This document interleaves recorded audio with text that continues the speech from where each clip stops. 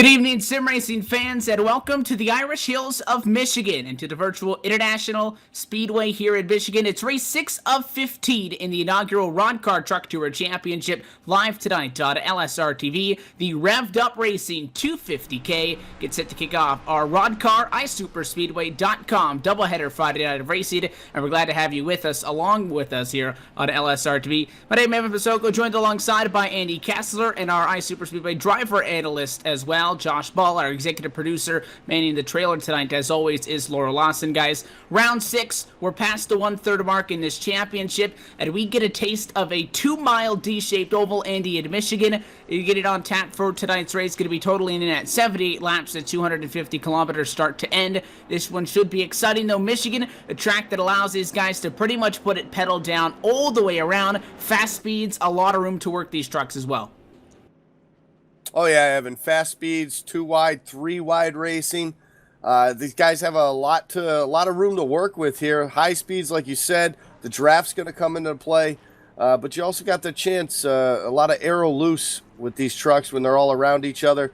A big chance for guys to get loose around center off on these corners, so that's going to be something to watch for tonight also. And Josh, I look to you, who's somebody who's very familiar to being behind the driver's seat in these things. Michigan, a racetrack where, yes, it is very wide, it is very long. How much of this racetrack, though, is viable real estate for these drivers, or how tightly packed might they get? What's the way to run around this track and be fast? You know, I see a couple different lanes happening tonight. Probably a top and a bottom. I'm gonna be able to come in. A lot of the guys I've been talking to are mostly full mash, full throttle, as we'd call it, round 1 and 2 tonight. 3 and 4, they're going to be having to burp the throttle a little bit. But, you know, like Andy was saying a couple minutes ago, once that draft starts working, and I'm sure a lot of the guys are going to have to either start using some brake or, you know, getting off the gas a lot going into both corners.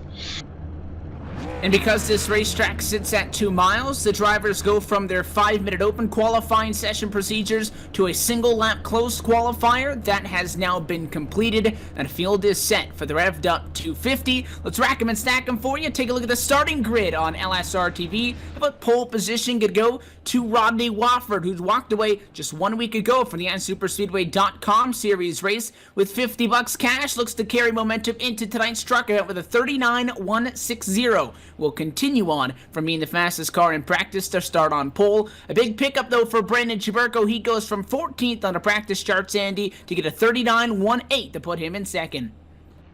Yeah, rolling off that second row there on the inside will be that 24 of Josh Hanner.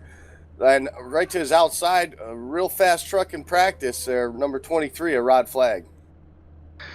Starting in P5 tonight is going to be the 94 Frank Busiala III, and starting to his outside, Mark Jorgensen in the number 88. Back at the next row, you got that 21 of Glenn Hedrick, who will roll from 7th, and he's going to hit the grid right now. A pink theme on that Chevrolet Silverado. Alongside him, the 088 machine of another big improvement from 25th to 8th in practice to qualifying speeds. Kent Connolly rolls from the outside of row number 4.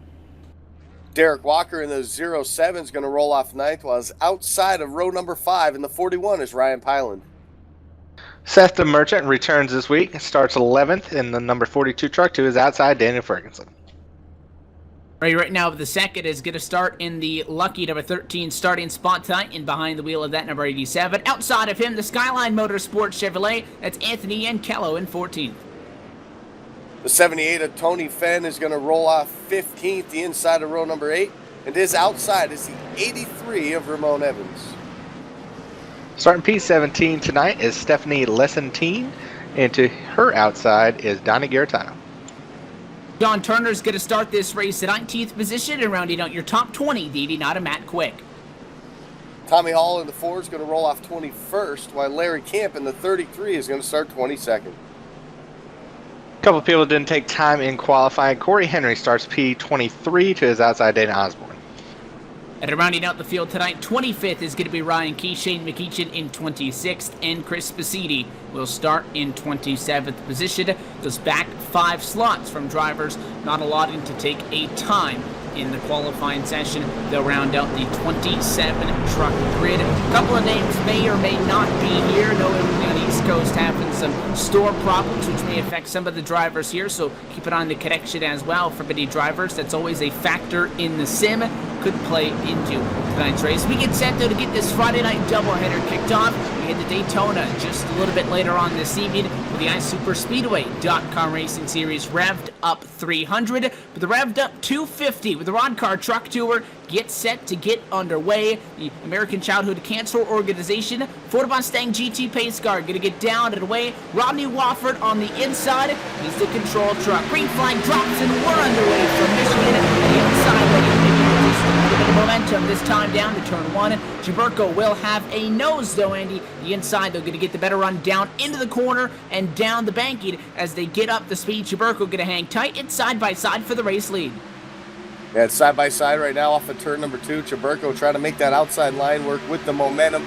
Not going to happen at this time, but it's a drag race. It's the top 2 guys now side by side. Head back into turn number 3. 24 on the inside of row 2. They still sit stacked up 2 by 2. Cars in the wall. Cars in the wall. A lot of them going around. And that's big trouble at the back of the pack. Caution flag flies already. And about 3-4 cars spin to a halt down in quarters number 3 and 4. Caution flag going to drop early in this one. And it all starts with one of the trucks into the outside wall. It looks like it all starts with the 79 up there against the fence, but the 87 of Ray Rittenauer, he's the first car to get in the fence. He gets in the fence after problems. It looks like, Andy, with Kent Connolly. Kent Connolly gets into the fence in the 088. That's a self-incident. He ends up in the fence and essentially is a part of this caution. But because of that, he kind of tripped out Ray Rittenauer behind him. 87 got on the brakes to get around it. That forced the 4 wide, and the first car to go all the way around was the 25 who got spun. And that's a pretty large incident on the opening lap of this race. That is a pretty big incident. Looks like just some issues for the 088. And Kent Connolly got himself in the wall, like you said, and then everybody else chain reaction right behind him as we get to see the replay come up on your screen right now. And an early incident's going to take a lot of guys, giving them a lot of damage. A few guys actually had to take a tow there, so a few guys are going to go down a lap here early. Big problems there. And again, one driver gets checked up. That's in the middle of the pack, Josh. And once somebody ends up at a fence, although I guess the big risk as a driver, I would think, is you see somebody in the fence going into the corner, you're expecting that car to maybe come shooting off the wall, so you kind of try to scoot down a bit. Next thing you know, you're into somebody else. Yeah, it's a big guessing game, depending on where you want to go. You got the super speedways that we usually race at, and, the cars are most likely to go to the bottom when here they're more likely sometimes to float to the wall. So a lot of guys are just trying to avoid it there.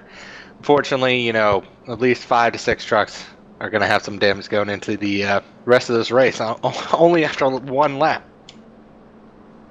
Those drivers are going to have the opportunity to use that one quick repair, but if they have to take the tow, Andy, as you had pointed out, that's going to be dependent on where they were. Good news for them, if any, is that incident happened down in turns 3 and 4, so the sim should be a little bit generous, but for the most part, about 2 to 3 minutes. If you're not able to drive that car to pit road, you actually have to escape out, and the sim is going to give you that time penalty as you take the virtual ride on the tow truck back to the pit lane. Then you can get your car fixed, but already at said point, by that point, you're already going to lose at least 1 lap, and it's going to be difficult trying to get back. Good news is they do have the opportunity to get the wave buys later on in this race, so now you go from a situation of trying to avoid incidents to now kind of hoping to get some yellows to get back into this thing.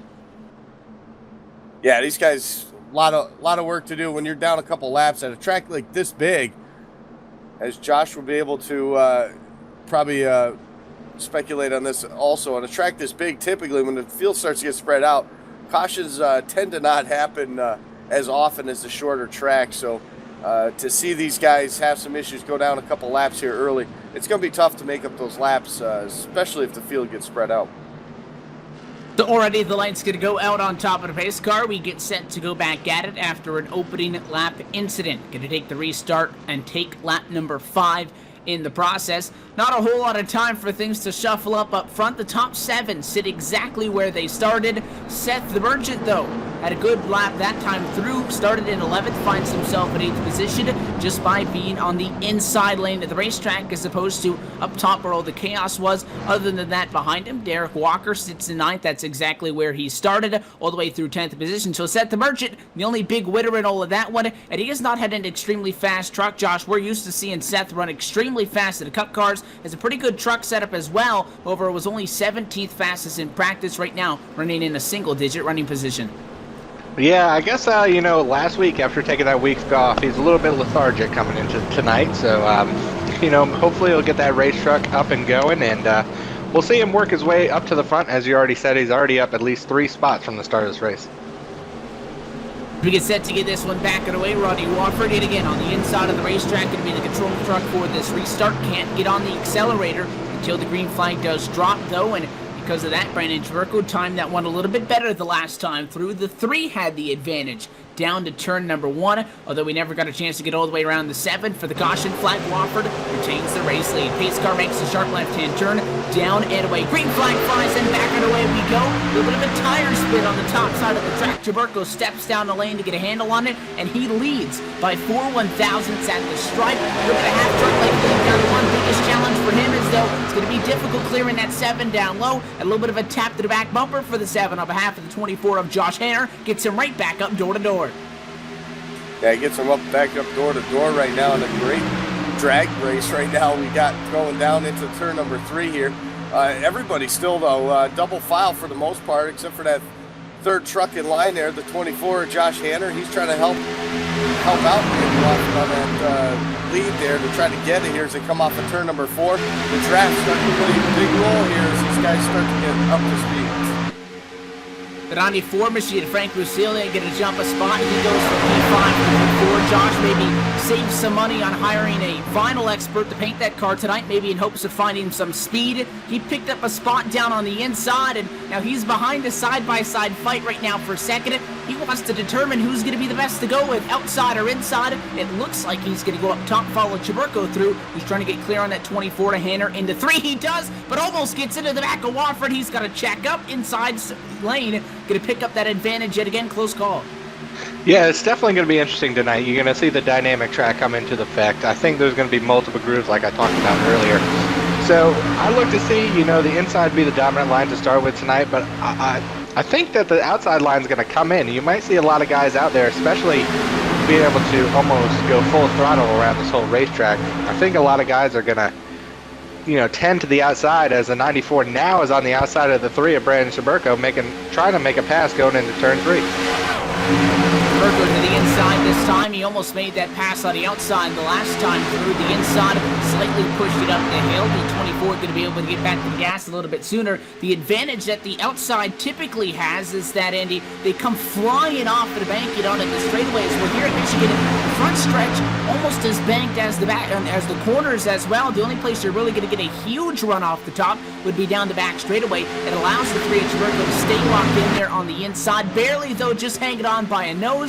And looks like the outside going to win this fight at a 2. 24 going to get clear. Now Busilia goes to make the pass on Churko up top. Jorgensen issues a lending hand to the back bumper. He gives a shot to the back bumper of the 3 on the bottom as they go into quarter 3.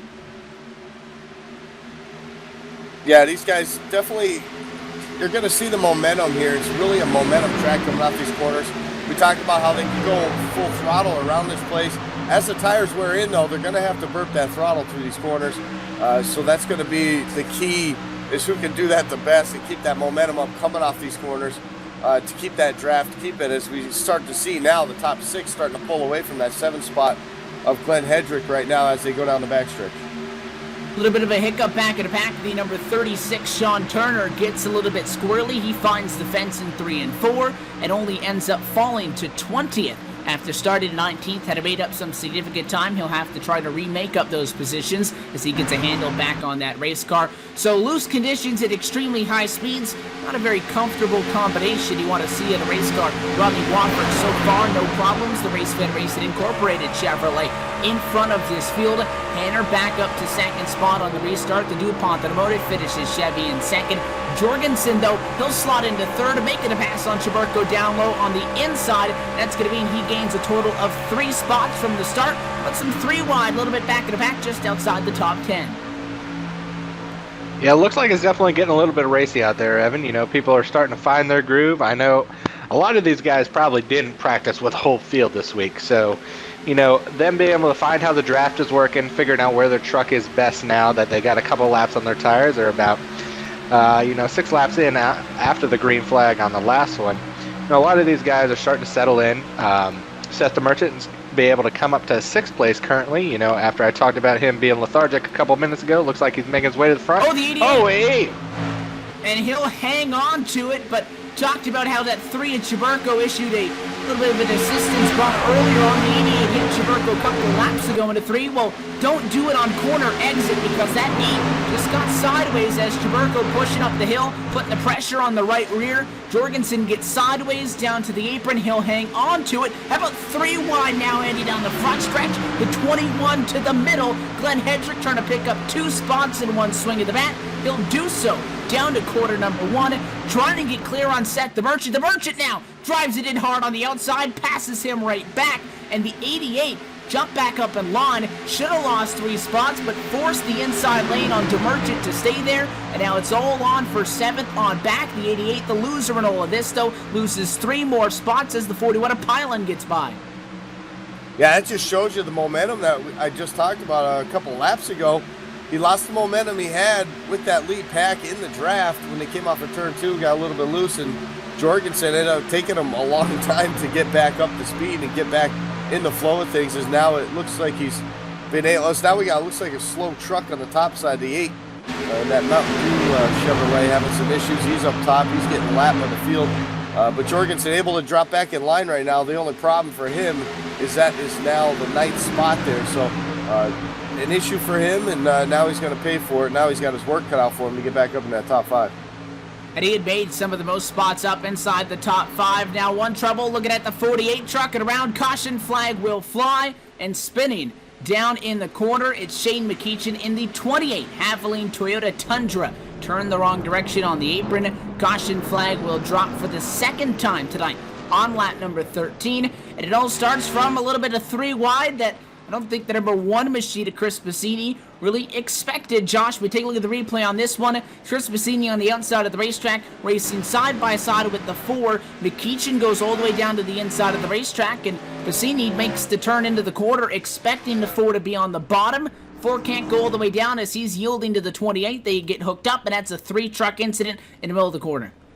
Yeah, unfortunately, I think they were kind of looking at the 8 truck. You know, we just talked about him falling back on the outside, and I think they got a little anxious going into turn 3, and Passini just would cut off Tommy Hall's front end on the 4 truck. And unfortunately, the biggest loser in that whole mess actually was the 8 of Dana Osborne. The 4 Tommy Hall came back up, and Dana slammed the outside wall. I'm sure he's going to have to definitely take a tow after that one. But you know, a couple wrecks already. You know, we've seen a lot of banged up trucks. I'm sure it's going to be an interesting night. That 8 just about went up and over. Keeps it on 4 wheels. Going to use that to bring them all down to pit road for the first time tonight. Going to get a swing at service at lap number 14. Just as, look out for the 4 of Tommy Hall blending out of pit road. In the middle of your lead lap trucks coming in. Rodney Wofford has a big advantage. He's the first one down. He's got the number 1 pit stall. Yeah, good job. We might see a couple guys try the 2-tire strategy here. I think you really want to go with the 4. Get the grip that these guys can get. The 2 tires, I think, will be just too loose at this track, as it looks like all your leaders looks like are taking 4 tires in this round. Usilia with a great stop right there. He's going to come out second. He went right through the 24 and the 3 to beat both of those drivers to the line. Chaburko going to pick up 1 spot. Hanner will drop 2. Busilia goes up 2 from 4th to 2nd to be the 2nd truck off of the pit lane. 15 laps in at Michigan. Under the caution flag, we'll step away for a brief moment and take a commercial break. You're watching the RoddCarr Truck Tour, revved up 250 from Michigan on LSRTV.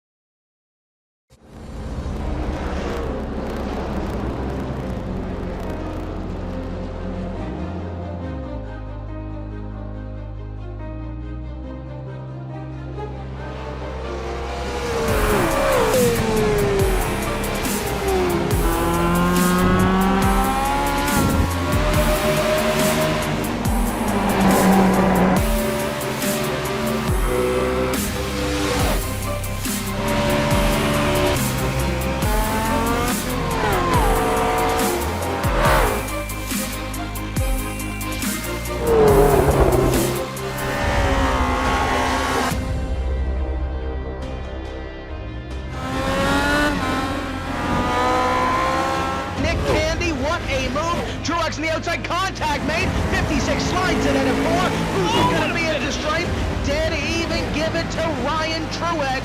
Truex is your winner over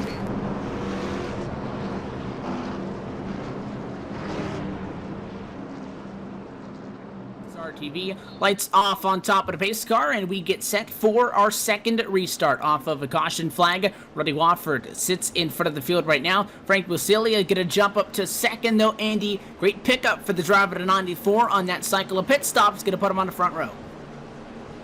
Yeah, 2 spots. His crew was awesome on that stop right there. Quick time gets him out a couple spots. He's going to get the start on that outside row. We'll see if he can do anything with it, as the 3 truck on the first 2 restarts wasn't able to make that outside line work. So Frank Busilia, he's got his chance now to try to take this lead away from Rodney Wofford. Row number 2 going to be made up on the inside by Brandon Chiburko and the outside by Josh Hanner. The top 4 right now, all starting no lower than 5th at the start of this event. Pace car going to get down and wait. The 7 again on the inside. No change all night long for Wofford, although it's been a little bit tricky on the restarts for him to gain dominance down to turn 1. Green flag drops and back and away we go. Same song and dance beat outside. Frank Busilia and 3 wide to the bottom goes Brandon Chiburko for the race lead. So white line, not a yellow one. Apron in fair play. We go 3 wide for the race lead down to turn 1. The Good Wrench Chevrolet gonna get the job done into quarter number 2. That power move right there by Brandon Chiburko, but here comes the 7, Rodney Wofford, with a great run off of turn number 2. Chiburko, we've seen it a couple weeks ago. Big block right there down the back straightaway. Going to maintain that spot as right now Frank Busilia gets a little contact from Wofford going into turn 3. He's going to lose a bunch of positions now as they're 3 wide a little further back.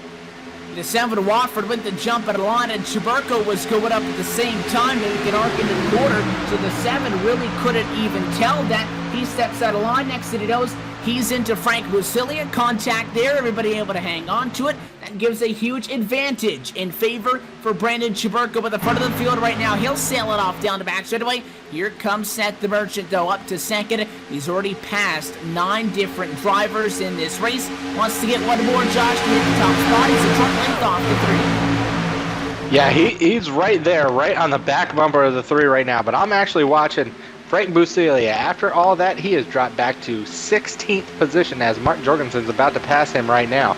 Unfortunately, that was some unfortunate events for Frank Busilia going into that restart after starting second, now back in 16th position and quickly fading still. And that's a big group of race cars in front of him. You'll be able to visibly see how he's going to try to navigate his way through all this traffic. Maybe thinking about going 3 wide on the 88 and the 1. Not going to find any room there, or a break from the drive. The 88 is Mark Jorgensen Jr. keeps that inside lane locked down. There's a good fight going on for 5th on back. It's Wofford side by side with Pyland, and then Walker side by side with Henry. Nothing going on quite yet at the top spot. The gap still sits at half a truck. Big contact right there by Corey Henry and Rod Flagg right there, able to keep it straight now. Henry's going to lose a bunch of positions now as the field starts to go around him. A great battle. This is all from that 4th on back right now. About 12 trucks now all lined up, a few of them side by side, trying to battle hard for position. The Merchant continues to ride the bumper for your race leader. Does not step at a line that time down to quarter number 3. 3 wide, though, for the number 7 spot. The 07 in the middle of it all. It's Derek Walker, and he'll be the winner at a quarter number 4. The 83 put it to the inside of Ramon Evans. He'll stay side by side with the 23 of Rod Flagg. Flagg was on the outside of that 3 wide fight. That goes to become a side-by-side sight for 8th on track, and behind them, Stephanie Lessentine trying to get up to the field, up 7 spots from starting in 17th. She sits 10th right now, putting on a fight with the 28 of Shane McKeechin. That one real tight through 2. Yeah, after talking to Derek Walker right before the race, he said his truck was not very good at all, as I quote, is what he said. He's been on kind of a hiatus at the beginning of this year. He's been working on a movie project. Room 7 as it is, if you guys want to check that out on Facebook for him. But he is actually working his way up through the field pretty nicely, up to P7 right now, and actually looks like he's going to try to challenge Rodney Wofford here in the next coming laps for 6th. Lined up through the field so far in this one. Saw an interesting move. Shane McKeechin on the outside of the racetrack, Andy. Cut to the inside, and I'll say Chiburko-esque fashion, because he probably took the words Toyota Tundra off the front to the number 43 of Stephanie Lessentine, making her first start in the series. A little bit of a veteran move, not giving any space just because it's your first race. And now that 43 finds herself in a bubble up top. It's Rod Flag in front and the 12 of Corey Henry trying to get a spot, and he's got the 88 of Jorgensen, which means the 94 of Frank Wasilia is there. It's a freight train to the inside. Yeah, it's a freight train on that inside and no help. We talked about a lot of the speedways, but she has no help on that high side. Nobody to draft with, everybody to that bottom side. You can see how much that plays into effect with the speed and the momentum off of these corners and down these long straightaways here at Michigan. Is this is just a hornet's nest right now here as the 12 car, Corey Henry, he gets around Rod Flag on the outside. Now he's trying to get around the 28 of Shane McKeechin. Just a great battle all around here. Jorgensen almost looked to take it 3 wide there as everybody battling hard, just trying to get that top 10. Not missing anything inside the top 3. The top 3 drivers a second plus away from 4th on back. Temporarily a side-by-side fight for number 7 on the racetrack. It was Eric Walker trying to put the move on that number 83 Ramon Evans. Now he'll find himself side-by-side with Shane McKeechin, just trying to hang on to the number 8 spot. The 28 on the inside. It's going to slide up a little bit. Contact. 07 up the hard and into the outside while he goes. Comes back down in the Lessentina and big contact down the back straightaway. Up and over goes Frank Wasilia. Chaburko over the radio seeing this happen behind him. Caution flag will fly. Big junk though down at a quarter number 2. Going to bring out a caution flag. You take a look at the replay on this one. It all starts right around Derek Walker, just talking about Josh, how well he was doing. Kind of a mutual contact, I guess, in the middle of 1 and 2. Side by side with the 28. 28 slides up, but really, you can see Derek kind of come down below that seam, trying to give a little bit of a pinch, trying to better his opportunity to hang on to that position. And then when the back end on the 28 goes up just a little bit, there was no more room for air. He ends up in the fence, and then as I was talking about in that first caution, as a car on the bottom, you see somebody in the fence, you don't want to see them come down. The 07 comes down, pegs the right side of the number 43 machine of Stephanie Lessentine, who collects the 94, and it's Frank Wasilia who takes the big ride, the 43 up in the air. 78 machine involved as well as Tony Fenn gets sent into the fence.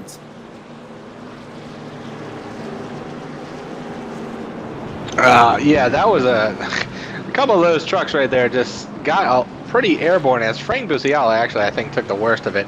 I was just taking a look at his in-car camera as we came through, and if you get to see that view, that is crazy. He was upside down, flipping a couple times, and almost ended up on his roof, but somehow that truck was able to get back on all fours.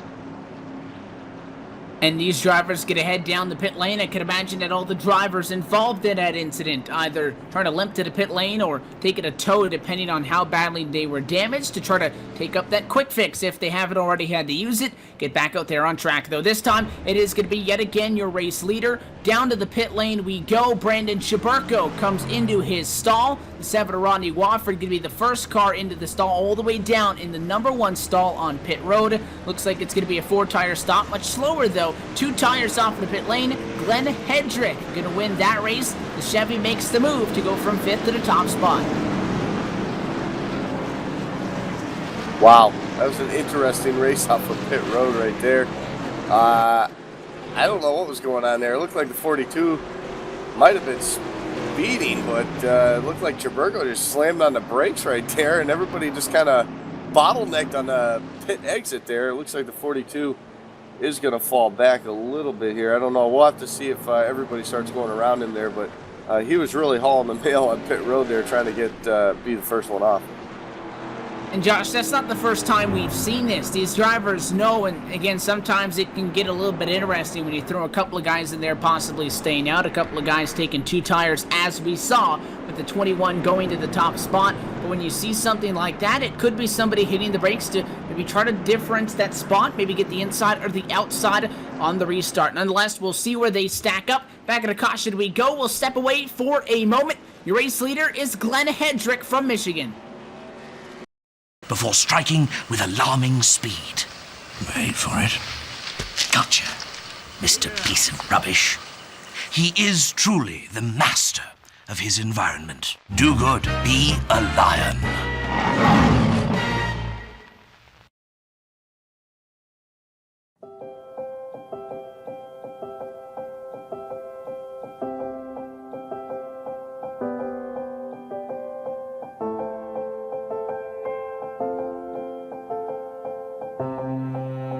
Trucking has always been a part of me.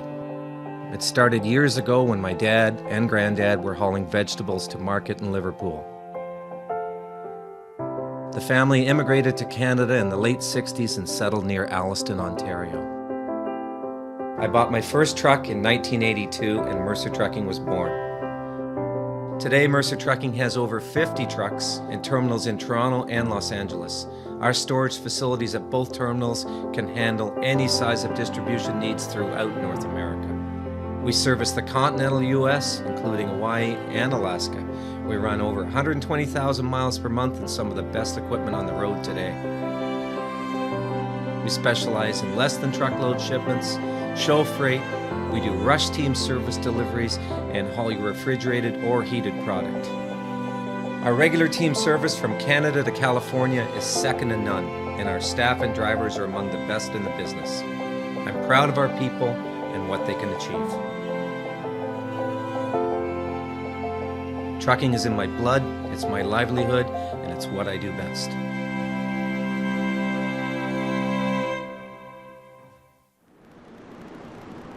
Back live at the virtual Michigan International Raceway, and the lights of the pace car are off for the RoddCarr Truck Tour Revved Up 250 on LSRTV. Evan Basoko, Andy Kessler, Josh Ball in the broadcast booth. Guys, starting to get close on time. This restart going to be coming up, Andy, as you pointed out to us, under the caution flag there. Going to be taking lap 30 when we get this race back underway.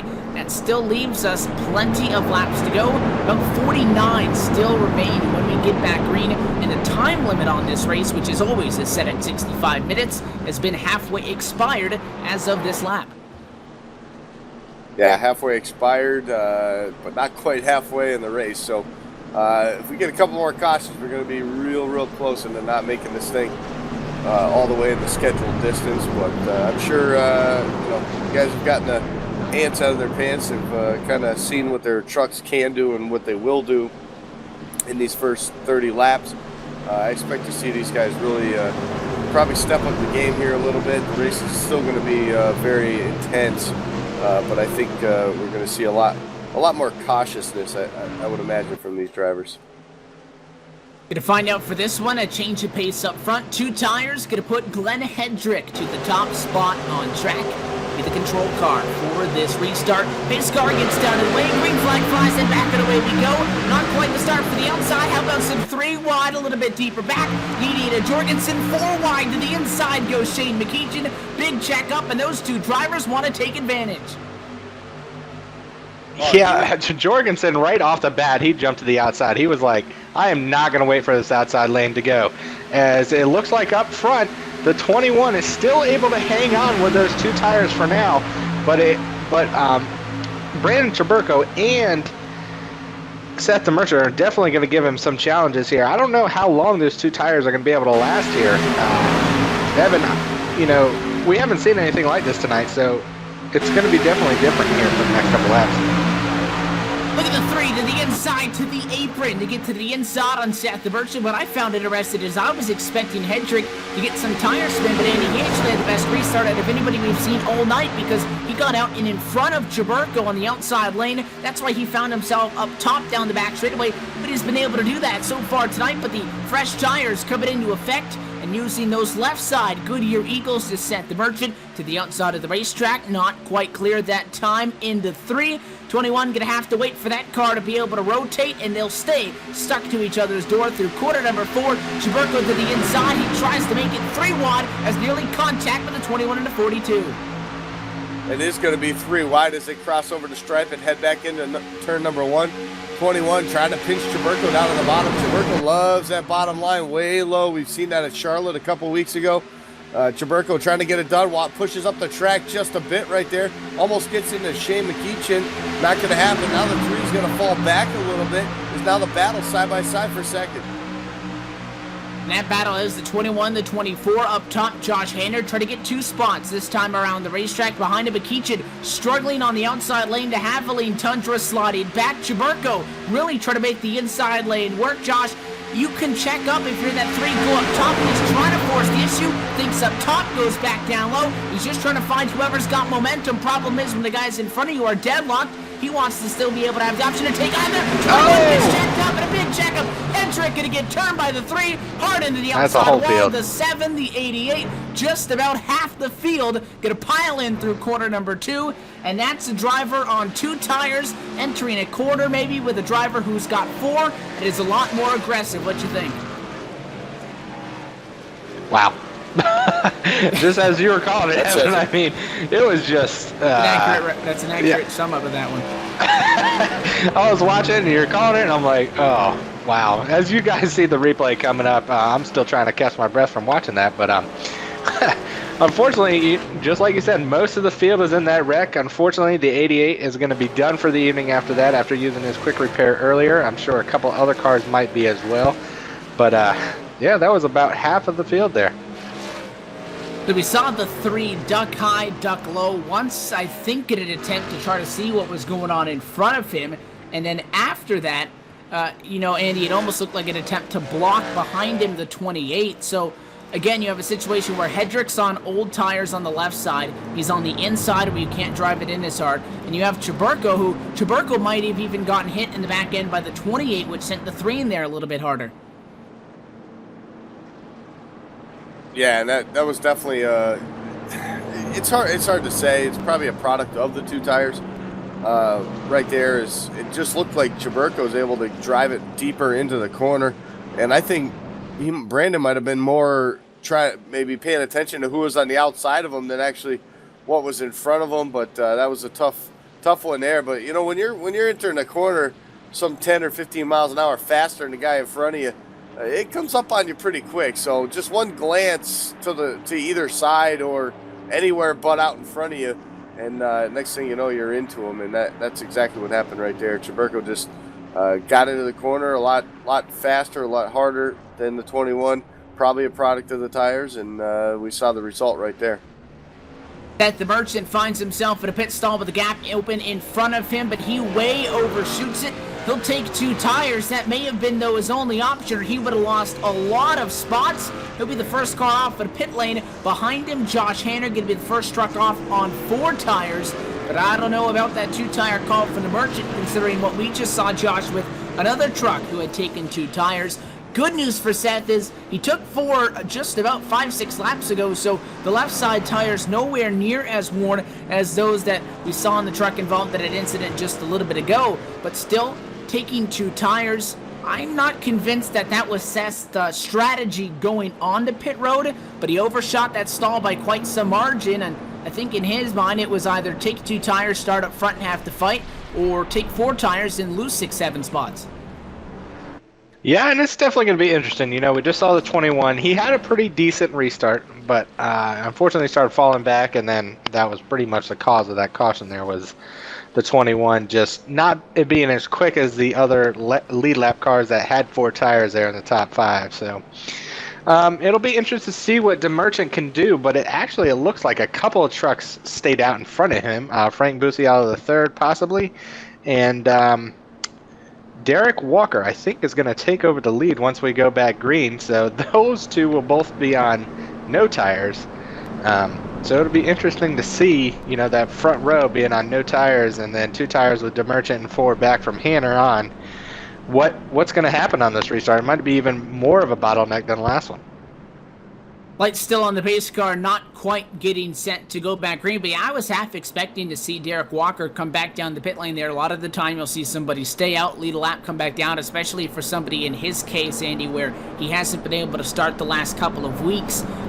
You know, get out there, get a bonus point, but in that same respect, because you haven't started all the weeks, you're probably not going to be fighting for the championship. So because of that, you can almost be the guy that's not in the chase and you're just going for wins while everybody else is running for points in this regular season scenario. He's just out there trying to get wins, and this is a strategy call that might do it for him. The front row entirely is going to be consistent of drivers on old tires, as opposed to seeing just one lane have a guy on 2 tires, the outside the first car with 4 tires. The entire front lane going to be drivers on old tires. This could present the situation like we saw 2 restarts ago, where things get checked up as they wait for these guys to get gripped up and get going. Could force some interesting scenarios down into that opening turn.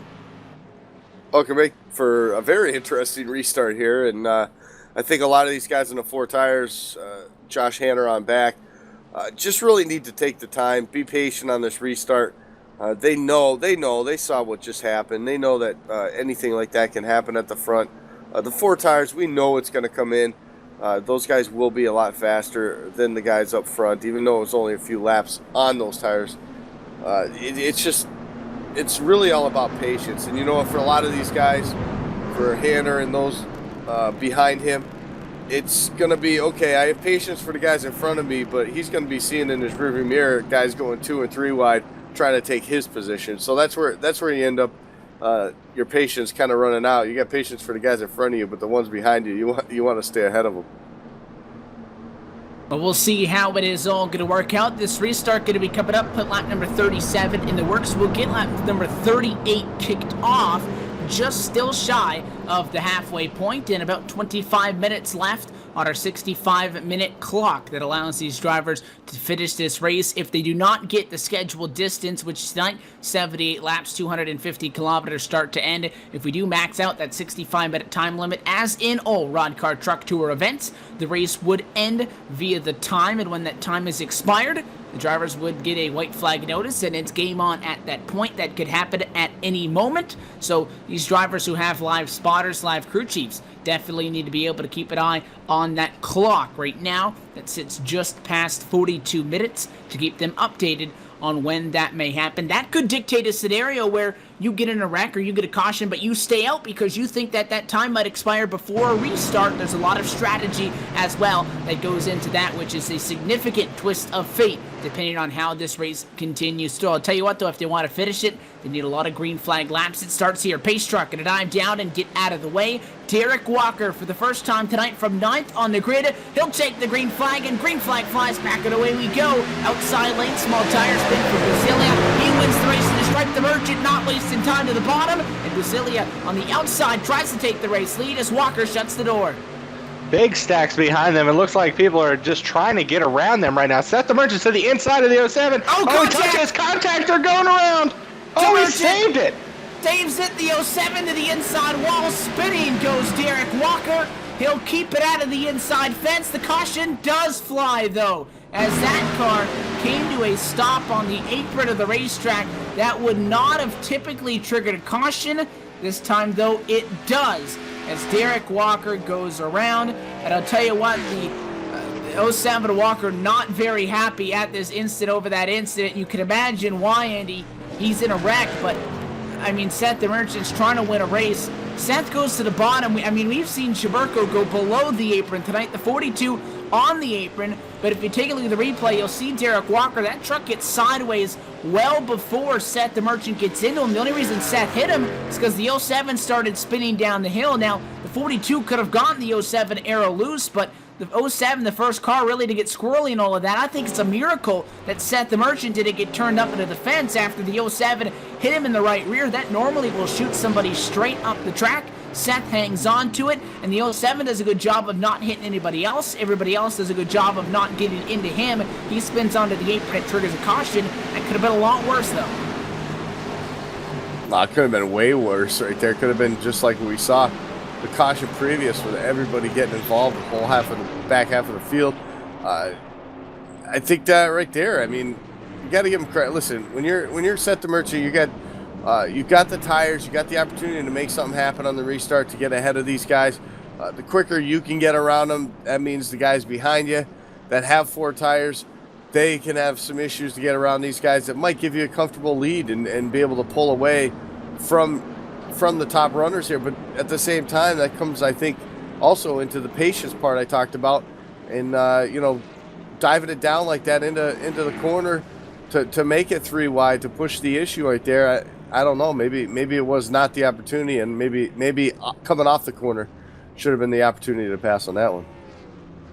So he goes for the move. That's going to shuffle things up, but we do cross the halfway point now. in this event as this caution flag does fly. And as we cross the halfway point, let's take a look at our iRacing.com Midway Race Break, brought to you by iRacing.com, the leader in motorsport simulations and the official sim racing partner of NASCAR. Your current race leader is Frank Wasilia III. He started in 5th. He's your race leader at lap number 40. Josh Hanna right now sits in 2nd on track after starting inside the top 3. Sent the Merchant up 8 spots so far to sit 3rd after just about being planted in the fence on that last incident. Runs top 3 right now. How about Tommy Hall running P4 right now? The number 4 up 17 spots from the start of the race. At Rod Flag right now, Andy rounds through our top 5. Yeah, right now running 6 is a 12 of Corey Henry. Rodney Wofford, who started on the pole here tonight, led a bunch of laps early. He's sitting 7th. 8th is Ramon Evans in the 83. The 78 of Tony Fenn is 9th. And top 10 right now for the 79 of Anthony Yankello. Yeah, sitting P11 right now. Brandon Chaburko a little bit further back in the pack than he was most of the night. Kent Connolly in 12th. Ryan Pylan, Larry Camp, and Glenn Hedrick round out top 15. Daniel Ferguson in 16th, 17th, going to be Sean Turner, Ray Rittenhouse in second, 18th, 19th, Matt Quick, Stephanie Lessentine in 20th. These standings will shuffle up just a little bit. You'll be able to see the live standings, as always, tick across the top of your screen as a couple of these drivers coming down for some continuing services to race cars in which they don't still have a quick fix available on. A couple of drivers staying out to get to gain some spots and all of that. Nothing really, though, up front changing at this point. It is going to be Frank Wasilia as your race leader. 41 laps in, guys, so you take a look, you reset this race down, you have to look at it as right now there's about 38 laps still to go. You just crossed the halfway point. It's taken you about 47 minutes to do so. We'll probably go back green once there's just 15 minutes left on the clock.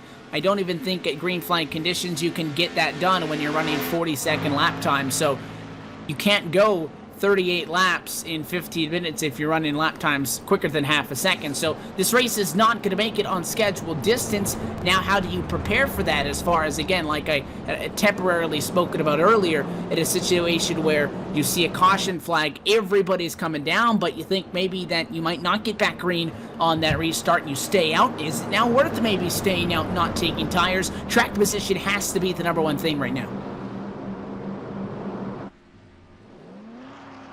Yeah, track position is going to be key here as we get down to the thing. But, you know what, and now like you talked about before with the spotters and the crew chiefs, keeping an eye on the clock, now you're really sitting there with the calculator going, okay, 40-second laps, 42-second laps. And those calculators on pit road right now are got to be on fire, trying to figure out exactly how many more laps these guys are going to get. But, of course, it all depends on what happens here on the track. And on the restart here is that was interesting way to get around the lap car to get around. And he gets a warning right there because he should have been on the outside. But it looks like everybody's going to get double filed and get this thing going. Yeah, Shane going to get a warning. He has a damaged race truck. So does Stephanie Lessentine. Those two drivers damaged up. A lot of guys on pit road not as damaged, but there are a couple of trucks that have been banged up a little bit. I don't recall the 43 truck being in 2 incidents, so I wouldn't be surprised if the GoPro Toyota gets fixed still. And a lot of the time what you will see with the driver is they might not necessarily take that quick fix, although they are going to be slow for a significant part of the race. In a race like this, Josh, might not be a bad idea. You get a couple of laps of green, you get a caution. They're not going long enough tonight where I think you're going to get lapped as a damaged truck. Don't get that car fixed and then get damaged to have to run the final 30 laps damaged. Run with a broken truck, and when you think it's time to go get it fixed then and go for it. Yeah, unfortunately, that's what Mark Jorgensen didn't do. He is out for the rest of the night tonight, but he actually took his quick fix early and then just got caught up in that huge wreck just about 10 laps ago, and now unfortunately he is done for the night. But a couple of cars out there right now probably still have a couple of quick fixes, so we'll get ready to see right here. That's exactly what you saw that 43 do under that last caution just a minute ago. That means it's go time. Green flag drops and back and away we go. The 4 of Tommy Hall trying to guesstimate that restart to the back bumper of Jeff. Reckon. Check up. That causes a check up. That's going to lead to that caution flag trouble on the front straightaway. Matt Quick is turned around. Couple of drivers spit out into the front straightaway grass. Looks like big problems for Sean Turner. Trouble for the number 36 John Deere entry, and this comes on the inside/outside of the racetrack. I was just talking about how the Ford trying to guess that start. When you were looking at the restart, you saw that big gap form between the first truck on the outside and the second truck on the outside of the racetrack. The Ford tried to guess when that caution, or when that, I guess, trouble would occur. And because of that, there was a big checkup behind him, a bunch of drivers involved in that one. Because, though, it was at the back of the pack, these stay green, and it puts Josh Hanner to the top spot, so the 24 wins out that fight to Merchant. They fall for second, but I'm sure the drivers involved in that incident pretty upset there's no caution flag after about 2 cautions ago. Josh, we saw a caution for a one-truck spin on the inside of the racetrack about 50 feet from the racing surface. Yeah, I'm not really sure. That was definitely more than 3 trucks. Race Control has the option to throw a caution if you follow any of our RoddCarr Truck Tour or iSuperspeedway action. You know this is what usually happens if there's more than 3 trucks. Unfortunately, I guess nobody let Race Control know that that happened, so we stay green here as There's Josh still Hanner... stationary trucks on the bottom of the racetrack as our leaders go by. Yeah, I'm not sure what is taking so long, or I guess they're just going to race it out. iRacing's not picking up that the trucks are there, and fortunately, we're going to stay green, so that is unfortunate for a lot of those trucks. Sean Turner, Matt Quick, and such. But Josh Hanner out to the lead currently. Seth the Merchant charging as close second, and Rodney Wofford's coming back up through the field, is now in P3. And at this point, I don't think you can call a caution flag, Andy, if you Race Control. It's either at the point, you can't wait 2 laps or so I think it's best that they stay green at this point. Josh Hanner to the top spot in the 2-4, and it's the 4-2 behind of Seth the Merchant, trying to get up there to challenge for the race lead. Rodney Wofford, though, returning to the front. He led the opening laps of this race after sweeping practice, taking the top spot and qualifying. He wants to sweep the stat sheet, get P1 in all of them, has to get back to the top spot. He's in 3rd and closes the gap a little bit that time down to number 3. Yeah, huge run off of turn number 2 gives him the advantage with the draft to catch up to the front 2 guys right now, as Wofford has a great truck. He's being tagged along right now by Rod Flagg. Flagg's trying to stay in that top 5 also. He dropped outside the top 10 about 20 or so laps ago, so Rod Flagg able to get back up into the mix of these things. But the top 7 guys right now really got a chance to win this thing, almost super speedway like here as the pack of trucks right now. Although they're single file, that draft's really starting to work. It's just going to be a matter of who's going to step out and win. Top 3 was the magic number of trucks that were able to really break away earlier in this race. Not the case right now. Magic number may be 4. A little bit of a gap between Rod Flagg, who sits in 4th, and Corey Henry, who sits in 5th, but nobody really pulling away from anybody in those top 4 right now as they run very evenly spaced out at just about 1.5 truck lengths, a truck length or so in between each of them every single time they go through the corner. That could mean a couple of things, Josh. As a driver, if you're a guy like the 7 Wofford, if you catch somebody but you don't pass them, either you can't get around them or you're just waiting a little bit hoping that they maybe burn something up. If you're that 24 leading, you're probably driving the hardest out of any of these guys, and that could be a strategy of a Merchant as well as you go on board with the Rockstar Energy Chevrolet. Is that force the issue, maybe just force a mistake? Yeah, as Rodney Wofford's going to look under Demerchant right now. I've been watching, and it seems like Rodney has a better truck on entry, but then Seth and Josh Hanner are able to pull away on exit from the 7. So it'll be interesting to see, as the 7 has to check up again for the 42 going into the corner, if he decides to make a move to the outside or bottom to get around those guys, or you think he's probably being a little patient right now. You know, we got some laps left. Obviously, we talked about the time limits coming up a little bit sooner. But I think he might be, you know, methodically taking this. He won the last 2 weeks in the iSuperspeedway Cup, which we'll see later tonight. So I'm sure he's got something up his sleeve for the end of the race.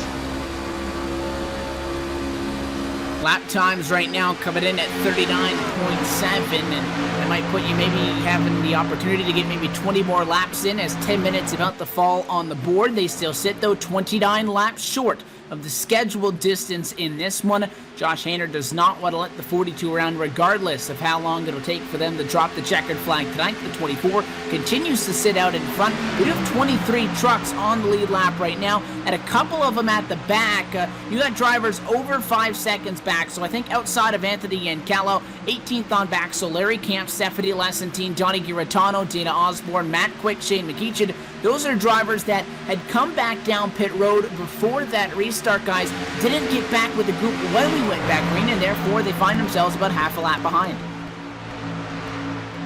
Yeah, they find themselves a little behind. That's because of the damage that's caused them to be just a bit slower. The aero package is so sensitive here at this track, so it's definitely something that's going to hurt them right now. Those are probably the only drivers at the moment that are hoping for a caution at this point so they can get that damage fixed, get back out there and be competitive for the last part of this race here, as 50 laps are in the books, Evan, and they're definitely going to be short on time. But now the question is who can make it to the end. As we see a little bit of trouble here. I'm watching the 78 of Tony Fenn get loose off of turn number 4.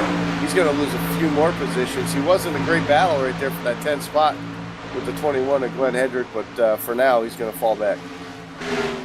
But he slides back a little bit. That is good news up front. Josh Hanner pulled away from Seth the Merchant as they run. So everybody spread it out. The 42, maybe losing the handling on that truck just a little bit. 42 gonna catch the fence that time by through quarter number 2, but to the inside goes the 7 of Ronnie Wofford, the 23 of Rod Flag. Both of those drivers stay lockstone and step with each other. A little bit sideways is Rod Flag as he tries to get that car back under control after a low entry. Going to allow the Seth the Merchant machine back to the outside lane. Top 2 now, well spread apart. That first battle on the racetrack is for 3rd. Yeah, unfortunately, I think for the 7 truck, if this stays green, I think Josh Hanner might have this wrapped up. Week in and week out, I know Josh Hanner and the Hanner crew decide to usually work their trucks on the long run. I know Hanner likes to get the feel of the truck right and have his truck ready for the long runs. We haven't seen that too much in the last couple weeks, you know, when we were at Dover and in Darlington. So unfortunately, this is a good run for him. You know, we've been green for a couple laps. We got about 10 to 11 minutes left. If everybody's a little bit spread out more than they have been all race. So if this stays green, I think nobody can challenge that 24 truck right now. Rod Flag could win the battle for 3rd. If you haven't been with us for so far through 5 races, it's been an interesting trend as far as what we have seen through race winners. The season opener at Daytona was won by Ryan Pilan. That's a driver that you could mark up as an underdog, I guess, Andy. Shane McKeechee went on the win at Atlanta. Well-known name, but again, he could kind of classify under that dark horse category. Christian Peterson then went back-to-back. He sits atop the most wins. He has 2 on the year, won Darlington, then Charlotte back-to-back. But then last week we talked to Brandon Chiburko at a race where the top 5 were dominated by seasoned veterans. Right now, an exact similar situation with Hanner, Wofford, Flag, DeMerchant, and Chiburko, the top 5. The veterans kind of tired of letting these young guns take over this series, and they're really putting the pedal to the metal. Yeah, they're really trying to flex their muscle and show what they got here. Is, these veterans to the series have definitely stepped up their game this week. Like I said, you see a lot of new names up at the top of the board, especially in the win column here in the last or in the first 5 weeks of this series. So these heavy hitters, these veterans, really trying to flex their muscle, trying to get into this points battle, because the points battle is actually pretty good here. So Rod Flag leads the points battle, but he doesn't even have a win yet so far, Evan, and that's quite interesting. It just shows you the consistency is still going to get things done here, but you know those race wins are what you want. Trouble for the 43, Stephanie Lessentine, with problems through quarter number 4. She's sideways, and now more problems at Seth the Merchant again in turn 2, and again in the outside wall, guys. He drops a lot of speed. Yeah, definitely. I was watching Seth around turn 2 there, and it looks like he's just getting a little bit too loose, got into the outside wall, and unfortunately he's dropped almost back to I think number 7 right now. His tires are finally getting away from him. Sorry, P6, correction. But his tires are probably, he took 2 on that last stop, and unfortunately, Evan, it's coming down to the end of the race, and we've got a long run, and now those 2 tires are just not cutting it. Yeah, and that's not that first time that we've seen that number 42 hit the fence in 2. He's done that about 2 times in the last about 10 laps, I'd say. So maybe those 2 tires starting to catch up with him. And again, was forced into a tricky spot. Either you take 4 and you end up maybe to exactly where he's fallen to. Now still sideways again, this time in 4. Almost spinning out is Seth the Merchant. He'll throw in the towel and come down pit road. Yeah, that's tough right there. once you get it seems in this new build that iRacing's had for about, oh God, it feels like forever now, but it's probably only been about 3 weeks here. This new build, when you really upset your tires like he had done coming off of turn number 2, it's not one of them things now that you can actually just kind of ride around for a couple laps to let them kind of settle back in. It really seems that with this build that they just came out, once you upset those tires, you're pretty much in trouble. Instead of obviously having to come down pit road, get 4 tires and head back out there and hopefully finish this thing off. But losing a ton of spots right there, unfortunate thing for that 42 truck. Brandon Jaberko showed us a week ago you can still drive hard to wins, but those dynamic tracks in the iRacing service have definitely put a lot more of these races into a more strategic approach, or into the hands of a driver that maybe conserves a little bit more and plays the mental part of it just a little bit more efficiently than somebody that goes out there, puts down a 100% lap every single time they go around the track. I'll tell you what though, Josh Hanner, every single time he goes around right now, he's gaining time because the gap now up to 0.8 of a second. Gap back to Rod Flag in third, 1.8, but Rod Flag just can't seem to get away for the 42 is at the Merchant. The Merchant a lap down now, but he'll put the pass on the 23. If you remember, those guys were going at it for third for quite some time. However, Brandon Jaberko wants to finish on the podium and get talked to post-race. The 3 trying to get P3 from the 23. And Rod Flag gets a little bit sideways that time, but a 2 going to brush off some speed. Jaberko closing the gap. Yeah, Jaberko's right on the back of the 23, but it's a little bit consistent. That gap between first and third right now, Rod Flag, has been growing the last couple laps. Between him and Jaberko, they're both losing time about 0.2 a lap to the leader. Rodney Wofford's been able to stay with Josh Hanner pretty much on the last couple laps. He's been about 0.8 of a second off and continues to be 0.8 of a second off that lap. And Rod Flag and Brandon Jaberko once again lose about 0.2 on the lead, as you see Seth the Merchant getting his lap back. And that shows you the speed in a lap car compared to if you're the race leader. 42 fresh tires sailing off on Josh Hanner, who right now is by far the dominant truck on the racetrack. Have to keep our eyes on a battle for third. It's battle for a podium spot, one of the only battles on the track right now. The 94 of Busilia to the inside of the racetrack again as the lap machine has come down pit road, completed service. Going to make quick work of those drivers. Makes a pass at the Merchant. Going to get his lap back the old-fashioned way by getting around the 24 that last time by. 94 going to hope to do the same thing. And all of that, it's going to be 23 who gains the advantage. But look at Jaberko just driving it in hard to the inside in 1 and 2 and making a door-to-door fight for the number 3 spot. Yeah, side by side now down the back straightaway. Jaberko looks like he's going to lose that momentum. Here comes the 83 with a huge run. That shows you the fresh tires right there. Ramon Evans down a couple laps right there, but or down in 1 lap, excuse me, but able to get around these guys. That's going to keep that battle right now for that 3rd spot still heated right now as Jaberko's trying to get that advantage on that bottom side. They're still going to be side by side heading back into 1. So you have all of these drivers who sit 1 lap to the negative for completing pit service. Might be a smart idea with a 70% fuel cell, as Busilia is going to get his lap back the old-fashioned way as well. Go around race leader Josh Hanner. Good call if you're talking about a 70% fuel cell on these trucks in a 78-lap race. Not going to make it to that point, though, inside of probably 2 minutes left on the clock for these drivers, and they're going to run out of time. Yeah, and Evan, I don't think we've talked about fuel all night. I don't know, in my mind, I don't know if a lot of these guys can make it or they're fine on fuel. We haven't talked about it. We'll see a lot of these guys that are lapped down right now coming in, getting fuel and tires. So that'll be interesting to see. But Rodney Wofford is cutting away the lead at Josh Hanner down to just at a half a second. And that's got to let you think that that 24 save it on fuel. I mentioned you could possibly see some strategy when the time comes into this. I think fuel going to be the forefront of that. The 24 definitely slowing down those lap times, trying to make it. Yeah, slowing down the lap times, trying to keep that gap right now behind him. It's somewhat manageable right now as Wofford looks almost having some trouble with the lap machine right there off of turn number 4. But he's doing everything he can right now. That is Hanner. Trying to get trying to just maintain, I guess, his distance right now. At the same time, save some fuel.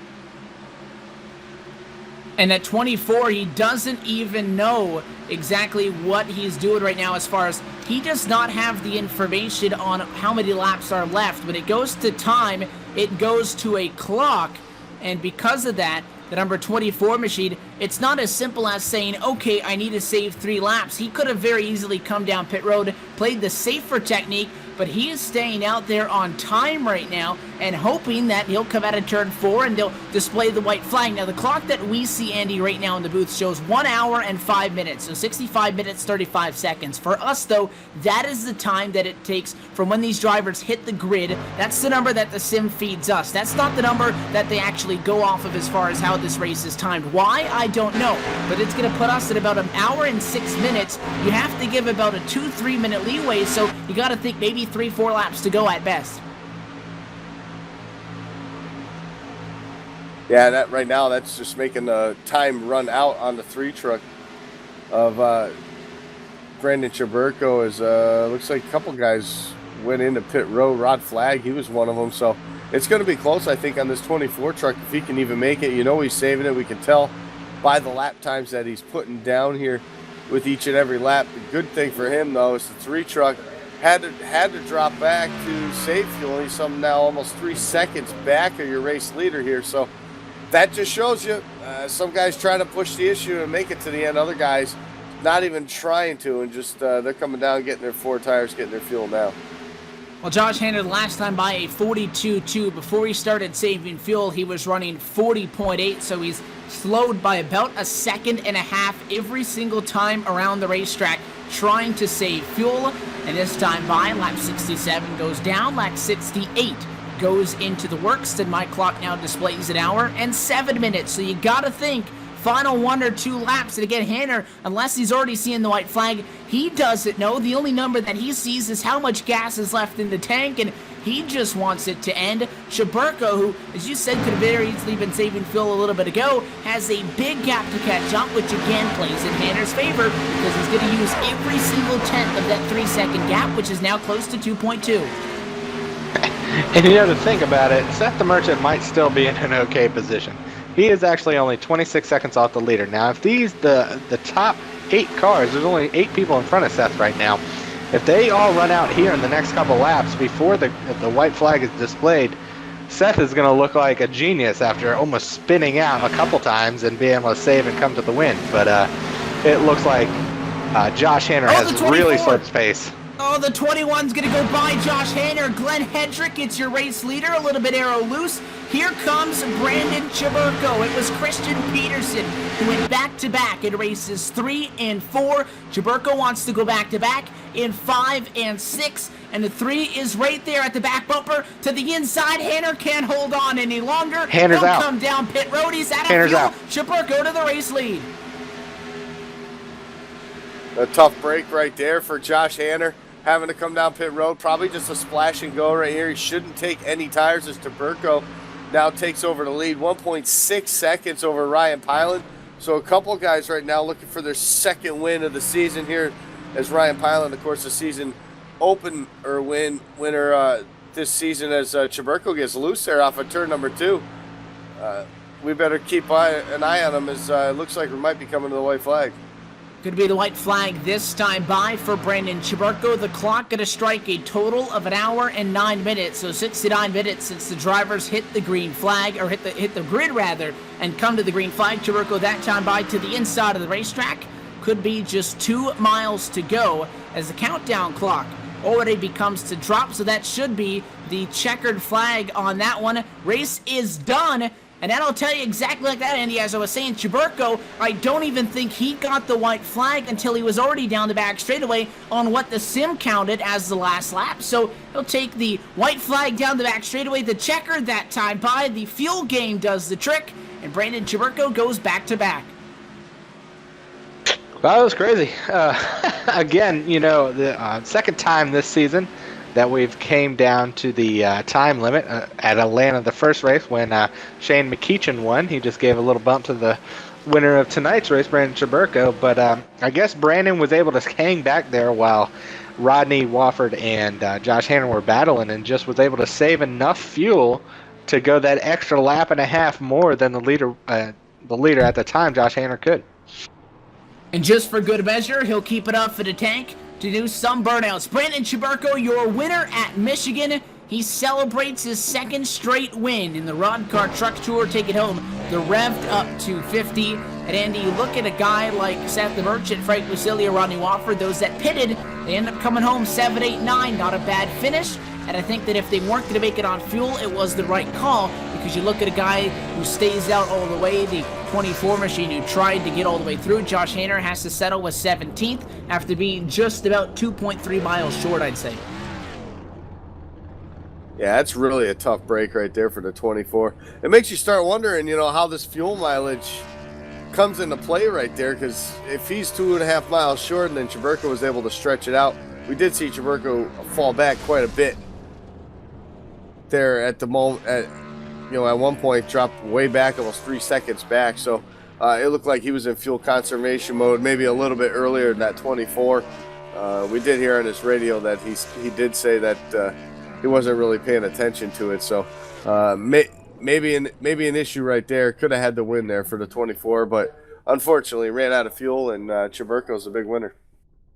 And Chiburko going to roll it into the virtual Gatorade victory lane. We were talking about how he was fighting worth a third place position for a lot of the later stages in that race with Rod Flag trying to get a podium. Well, we will indeed talk to him. It will be, though, from the top spot. It's Pyland in second, Ryan Keese in third. Time and as well fuel play into the finish here at MIS. The win to Brandon Chiburko. We'll step away one final time, come back and get some post-race reaction from the end of this Revved up to 50. And in just over a half hour, part 2 of our Friday night doubleheader gets underway from Daytona. It's the iSuperspeedway.com Racing Series Revved up 300. We'll be back in a moment.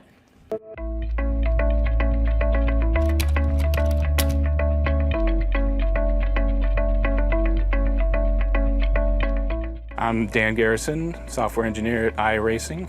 Since the beginning of Papyrus and through iRacing, the track has been unchanging through a session. Whatever you have at the beginning is what you have for the duration of the session and the end. The track doesn't change. What we want to do is be able to have the track respond to what's going on, to have cars interact with the track, to have the track change in temperature, in the amount of rubber. We want marbles, and we want those to be generated by the cars, putting them where they should be and picking them up and rethrowing them off the race line. It's a physical-based model that we focus on first and foremost. The tire and the track interaction, what's really going on there. It would be easy to just quickly throw something together. Our standards are, it needs to make sense. What's really going on, even at the molecular level between the track and the tire. The way the track works, essentially, is we divide it up into small cells that your car interacts with. So if you're adding temperature to a certain part of the track, we can pretty accurately know exactly where that is. That gets transmitted to the server. So if I'm in a race, my data is going to the server with everybody else in the session. The server accumulates that and basically broadcasts a consistent track state to everyone, so everyone's got the same track that they're racing on. One of the big challenges was being able to implement this dynamic track with any number of clients connected and have it just work as you would expect. Have it be the same for everyone in the service who's in a session.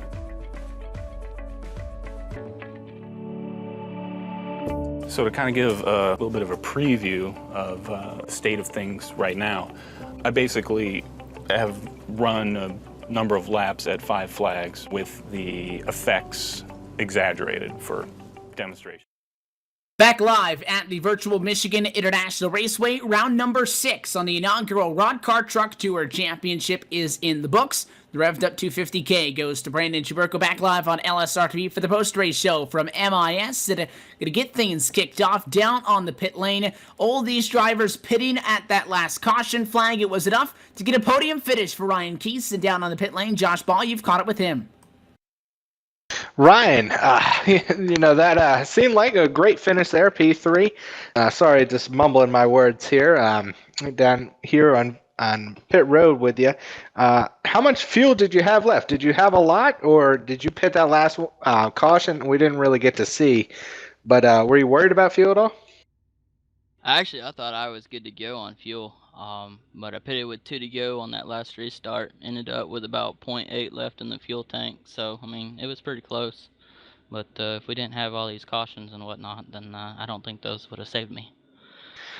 Yeah, definitely. We saw a lot of guys going into pit there. At what point did you start to get worried? I know your truck was pretty good all night, but walk me through the last couple laps as you're kind of getting. I'm sure you're getting worried about your fuel there with a couple laps to go, especially knowing that the time limit was coming up, not actually the end of the race on laps. Yeah, I was looking back and forth between my fuel estimated laps and how many laps we still had left in the race, and then it dawned on me. I looked over to the clock and it showed about 3 minutes or something, and I was like, well, I guess I better save. I mean, I don't think I can make it all the way. But I mean, gutsy call got me a good position finish, so can't complain. Well, good job again getting the podium tonight. Did you have any sponsors, shout-outs you'd like to thank before we let you go? Yeah, I want to thank my sponsors, Traction Grabber, and my team, Apex Motorsports, for the set. And finally got a good position in this league, so hopefully that'll carry over to the Cup race later on tonight. Well, again, congratulations, Ryan, on getting a P3 tonight in the truck race, and we look forward to seeing you here a little bit later in our doubleheader. I'll send it back down to Andy as he's caught up with our second place finisher. Yeah, that's right. Thank you, Josh. As I'm down here on pit road with Ryan Pilon. Ryan, race number 6, you get your third top 5. Obviously, you got the win first race of the season. The second place finish has got to feel pretty nice for you, especially in the point standings. Oh yeah, after the win at Daytona, I was excited and everything, and looking forward to it. And I just had bad luck those next races, and glad to follow the last 2 up with top 5 finishes. Well, you had the fuel fairies on board here tonight, able to get you enough. You're able to save enough here, and obviously not going the full schedule distance. Playing a little game of trying to watch the clock and watch how many laps you had left. It worked out for you here. Oh yeah, we were looking at it and everything, and on that last caution, I went back in and pit before the restart, but Chubbs did a little bit better and pit a lap after me, so he had a little more fuel. And then at that point, I'd gotten so loose, I was just trying to hang on. But hell, I'm happy with it. Second place finish. No, you're absolutely right. Able to hang on to it. A great showing here tonight. Obviously going to help you out in the point standings as we move on to the middle portion of the schedule this season. Anyone you want to thank for this awesome run for you tonight? Oh yeah, I'd like to thank y'all for doing the broadcast and everything that y'all do. Of course, Rod for putting on this series, and the Super Speedway's Cup Series. And then, of course, congratulations to Chubbs on his W. And that's 2 weeks in a row for him. That's right, it is. Well, thank you very much, Rylan. Congratulations again on the second place finish. And now we're going to send it down to Victory Lane, where I think you're caught up with an excited driver there, Evan, one to go back-to-back. I think the term he used was straight peddling, but it's the back-to-back time that we see back-to-back winners. Brandon Chaburko wins 1 week ago at Dover and gets the job done tonight, this afternoon at Michigan to pick up his second win on the season. Down caught up in the virtual Gatorade Victory Lane with Brandon. First off, congratulations to you. There was a lot going on there at the end, and we were kind of trying to talk and trying to do some math, but we're not really good at that, so we said, let's just see what happens. The time a factor, fuel a factor, you calculate both and you get the W. How'd you get it done? Well, initially when I pit on that very last yellow, I was like, well, let's just have some fun, come from the rear of the field and see what happens, and little did I know that actually won me the race and allowed me to have enough gas to make it. I don't know how that happened, but luckily it happened. At what point did you realize through that run that, this was going to become not only a fuel and a time thing, because you were back there in the pack working your way up, and then, you were putting on a good fight with Rod Flag, and we said, he wants to get a podium, we want to talk to him, but at that point, we weren't really thinking that we were going to talk to you from Victory Lane. Next thing you know, we see guys starting to pit, and then I thought that it was going to be the 24 that had the job done, and you guys had no way really of knowing exactly when the sim would throw the white flag on the time. It just so happens to be 2 laps later for the 24, and exactly in time with you. You had enough fuel to make it to the end and enough to do some burnouts. Yeah, man, I still can't believe we won that. About 7 minutes remaining, I'd say, is when we noticed it. Pilot had keyed up and said, I don't think we're going to make it. I mean, time's going to be a factor. And I'm like, oh. And at that time, I had like 11 laps remaining, so I knew I was going to be close, but I figured I'd be to the good, and I knew everybody else was pretty much not going to make it, so...